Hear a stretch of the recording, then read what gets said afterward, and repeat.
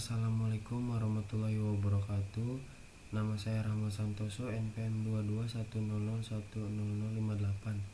Pada kesempatan ini saya akan mendemonstrasikan aplikasi inventaris barang berbasis Java yang telah saya buat, yaitu My Inventaris. Coba kita running dulu.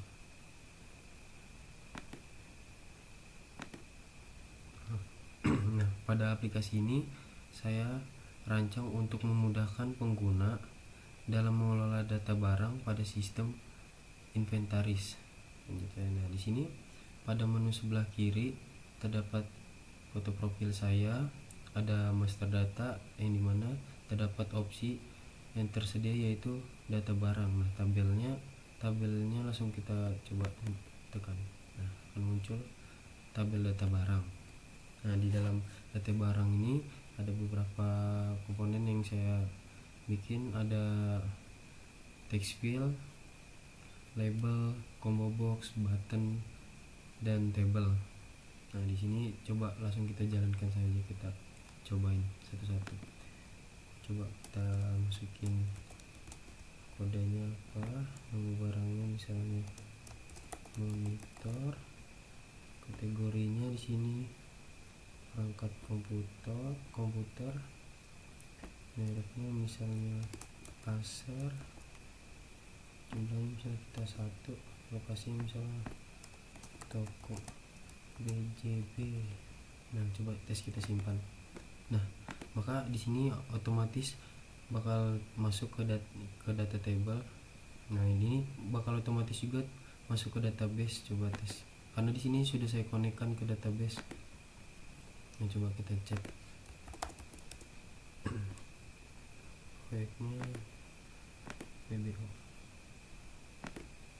Nah, maka otomatis masuk ke database ini yang kita buat tadi.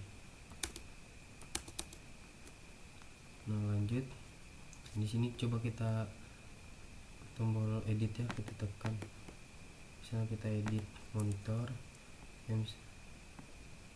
kita ganti CPU misalnya, CPU terus kita edit. Ntar ada data gagal juga, datanya dikenali, typo, kayaknya tadi nggak sengaja ketekan. Barang edit, typo, maaf. Coba tes kita running ulang ya, coba tes kita edit. Ini kita edit, coba misalnya jumlah jadi 10, kita edit. Nah, data berhasil diubah. Otomatis di dalam tabel juga jumlahnya bakal terubah 10. Nah, di database pun juga sama. Coba kita refresh. Nah, otomatis 10 juga. Coba kita lanjut, button hapus nih, misalnya kita hapus. Nah, data berhasil dihapus. Di sini juga sama, di database otomatis terhapus juga.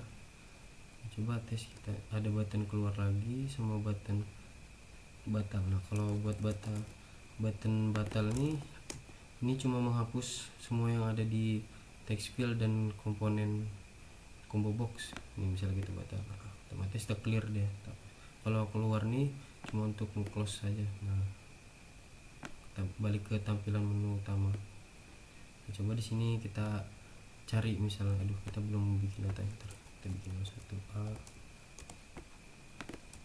monitor, perangkat komputer Acer, jumlah 1,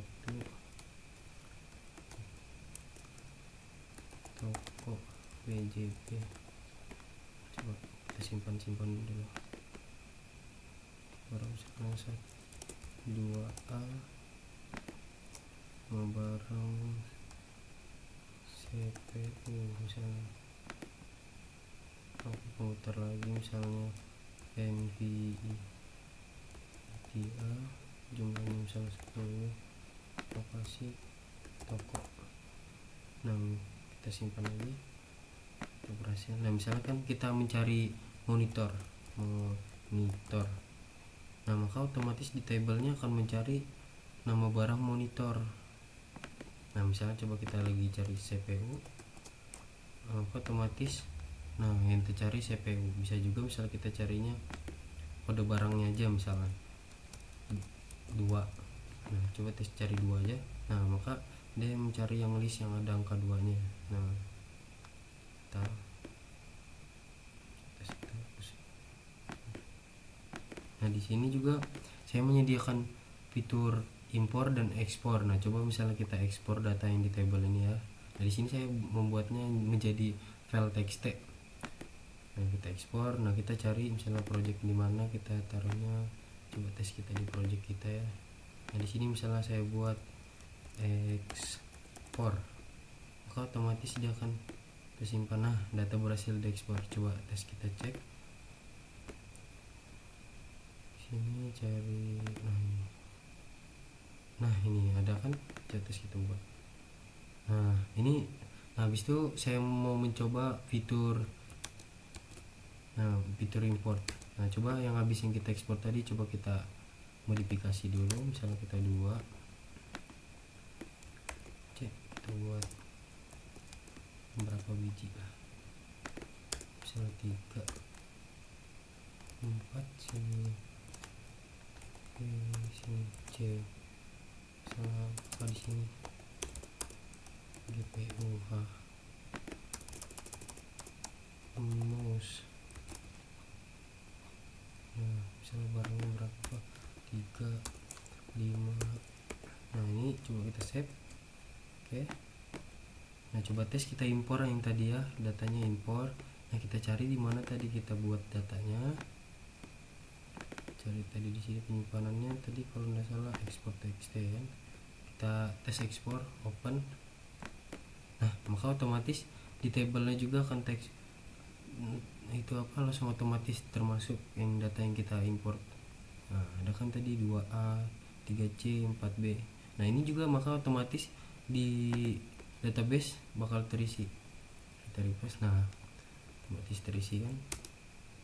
Nah, mungkin itu saja yang bisa saya jelaskan tentang project UTS saya. Sekian, wassalamualaikum warahmatullahi wabarakatuh.